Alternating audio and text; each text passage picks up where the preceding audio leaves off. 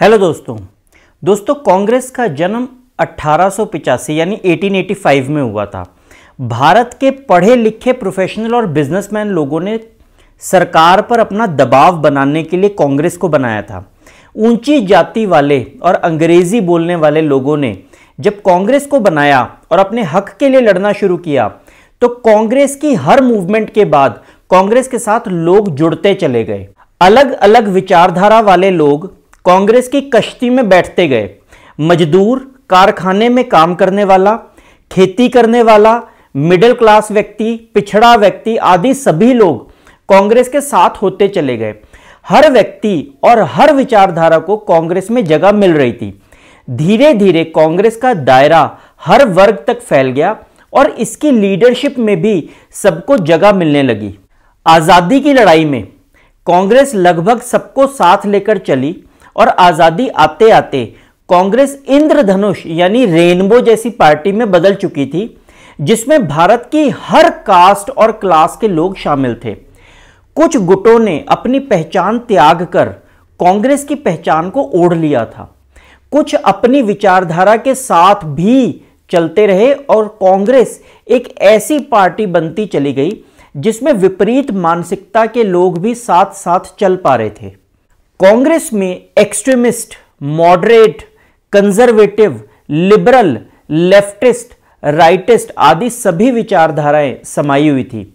आजादी से पहले तक तो कांग्रेस में ऐसी कई संस्थाएं भी समाई हुई थी जिनके अपने संविधान और अपना लीडरशिप स्ट्रक्चर मौजूद था।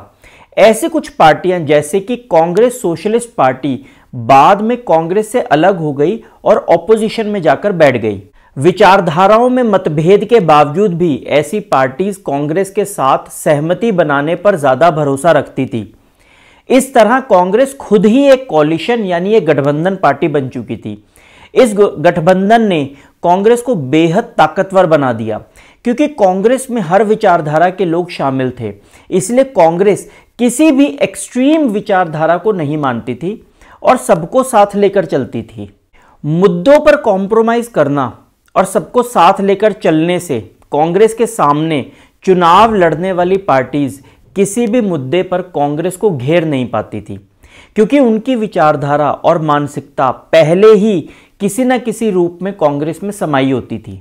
साथ ही जब कांग्रेस खुद ही एक कॉलिशन बन चुकी थी तो यह हर लीडर और विचारधारा को एकोमोडेट कर लेती थी, जिस वजह से कोई भी बड़ा नेता विचारों के मतभेद के चलते कांग्रेस से अलग ही नहीं हो पाता था।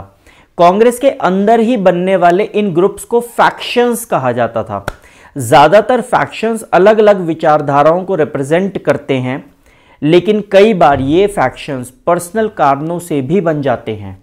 इन फैक्शंस ने कांग्रेस को कमजोर नहीं बल्कि और मजबूत बनाया क्योंकि इन सबकी विचारधारा कांग्रेस की किसी न किसी विचारधारा से मेल खाती थी और इसीलिए किसी भी फैक्शन के पास कांग्रेस से अलग होकर दूसरी पार्टी बनाने का कोई ऑप्शन ही नहीं था। इस तरह कांग्रेस एक ग्रैंड सेंट्रिस्ट पार्टी बन गई। अलग अलग विचारधाराएं कांग्रेस के अंदर ही कंपटीशन कर रही थी और कांग्रेस को अपनी तरफ झुकाने की कोशिश कर रही थी, पर कोई भी कांग्रेस को रिप्लेस करने की हिम्मत नहीं रखती थी। इस तरह से कांग्रेस खुद ही सत्ता में थी और खुद ही ऑपोजिशन में भी। ऐसे सिस्टम को हम भारत में कांग्रेस सिस्टम कहते हैं। तो देखा आपने कि आजादी के बाद शुरुआत के कुछ सालों में किस तरह कांग्रेस ही चुनावों में छाई रही। अगले वीडियो में हम बाकी पार्टियों के बनने की कहानी पर भी चर्चा करेंगे। अगर आपको वीडियो पसंद आया तो इसे शेयर और लाइक जरूर करें और चैनल को जरूर सब्सक्राइब करें। जय हिंद।